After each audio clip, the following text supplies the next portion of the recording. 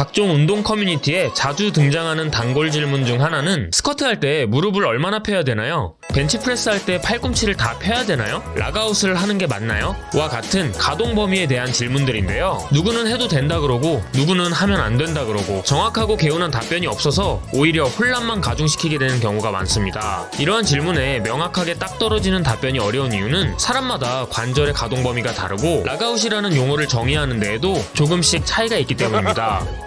일반적으로 락아웃은 운동 시 관절을 다 편 상태를 의미하는데요. 스쿼트를 예로 들면 락아웃이 고려될 수 있는 관절은 무릎 관절과 고관절이 있습니다. 그중 무릎 관절은 사람마다 가동 범위의 차이를 크게 보이는 관절입니다. 생각으로는 마치 다리를 다 펴면 무릎각이 180도에서 딱 멈춰질 것 같지만 정상적인 사람들도 다리를 끝까지 다 폈을 때 180도에서 멈추는 게 아니라 5에서 10도 정도 더 펴지게 되어 있습니다. 심지어 여성들에게서 많이 보이는 반장슬, 즉 백미라고 불리는 무릎의 휨 증상을 가지고 있다면 무릎은 그 이상으로도 펴질 수 있는데요. 당연히 이런 상태로 하중을 받게 된다면 무릎 건강에 좋을 리가 없을 것입니다. 물론 스쿼트 시 골반의 과신전 또한 척추의 정렬을 무너뜨리기 때문에 관절을 다 펴는 행위는 오히려 지양해야 하는 움직임으로 봐야 할 것 같은데요. 그러면 왜 관절을 다 펴서 락아웃을 해도 된다고 하는 사람들이 있는 걸까요? 지금부터 그 오해를 풀어보도록 하겠습니다.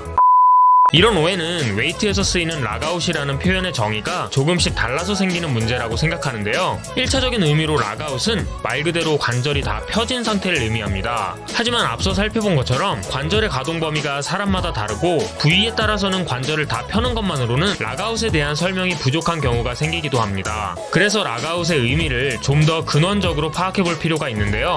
웨이트 트레이닝으로 단련하는 거의 모든 근육은 이처럼 관절을 축으로 한 회전력, 즉 모멘트에 대항해서 운동하게 됩니다. 이때 회전의 중심점인 관절과 회전력의 제공점까지의 거리를 모멘트 팔 혹은 모멘트 암이라고 하는데요. 여기서 총 회전력, 그러니까 근육에 가해지는 총 힘은 하중의 무게와 모멘트 암의 곱으로 구할 수 있습니다. 자, 이제 이걸 스쿼트의 고관절에 적용해 보겠습니다. 앉은 상태에서는 모멘트 암의 거리가 최대로 길어지면서 총 회전력이 최대가 되는 걸 볼 수 있지만 똑바로 선 자세에서는 무릎 관절의 회전력을 생성하는 모멘트 암이 사라지는 걸 알 수 있습니다. 모멘트암이 사라졌기 때문에 관절에 적용되는 총 회전력, 즉 모멘트 또한 0이 되는데요. 이러면 근육의 수고 없이도 비교적 수월하게 하중을 지지할 수 있게 됩니다. 물론 회전력은 없어도 하중은 여전히 압축력의 상태로 뼈마디와 관절로 전달되기는 하는데요. 쉽게 말하면 근육의 도움 없이 뼈마디와 관절에 의지해서 서 있을 수 있는 것이죠. 바로 이런 상태, 즉 관절이 펴진 상태로 완벽히 균형을 이뤄서 모멘트암이 생기지 않는 순간을 웨이트에서 말하는 락아웃 상태라고 정의할 수 있는 것입니다. 조금 복잡할 수도 있지만 웨이트 경력자라면 이런 역학관계까지는 아니더라도 본능적으로 이런 락아웃의 의미를 경험을 통해서 알고 있는 경우가 많습니다. 그럼에도 불구하고 경력자들 사이에서조차 누구는 락아웃을 하라 그러고 누구는 하지 말라 그러는 이유가 뭘까요?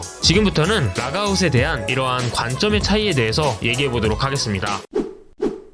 관절을 끝까지 쫙 펴는 자세가 아닌 제대로 된 락아웃을 구사할 수 있다면 이건 해도 되고 안 해도 되는 선택의 문제가 될 수 있다고 생각합니다. 제대로 된 락아웃은 결국 가동 범위의 최대 수축 순간과 일치할 수밖에 없기 때문에 근섬유 길이를 최대로 단축시켜서 강도 높은 수축감을 뽑아낼 수 있다는 장점이 있습니다. 다만 동작이 숙달되지 않은 상태에서는 의도치 않게 락아웃을 넘어서는 관절의 과도한 폄 상태를 유발할 수도 있기 때문에 초보자의 경우엔 락아웃에 가까워지는 구간에서는 더욱더 높은 집중력을 유지할 필요가 있겠습니다. 하지만 락아웃을 꼭 해야만 하는가에 대해서는 조금 더 생각해볼 여지가 있습니다. 앞서 살펴본 바와 같이 락아웃은 모멘트가 0이 되는 상태를 의미하는데요. 그 얘기는 매 동작마다 근육에 미치는 부하가 0이 되는 순간을 만든다는 의미이기도 합니다. 운동 효율을 높이기 위한 목적으로 락아웃 지점까지 최대 가동 범위를 사용하려고 한 것이 오히려 매 동작마다 근육에 쉬는 시간을 주어서 운동 효율을 떨어지게 만들 수도 있는 것이죠. 그래서 이러한 이유로 근육의 지속적인 긴장감을 유지하기 위해 의도적으로 락아웃 없이 운동을 하는 경우도 있는 것입니다.